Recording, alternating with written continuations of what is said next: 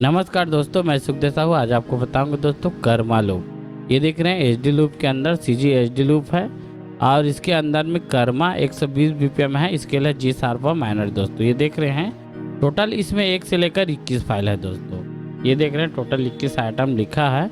Video में बने रहिए। नया तो हमारे चैनल को लाइक शेयर कमेंट सब्सक्राइब जरूर करें। ये काफ़ी अच्छा छत्तीसगढ़ी कर्मा लूप है और ओडिया मिक्स भी है इसमें साथ में। सिंपल वीडियो देखते रहिए, मैं कंप्लीट चला के आपको सुना रहा हूँ दोस्तों।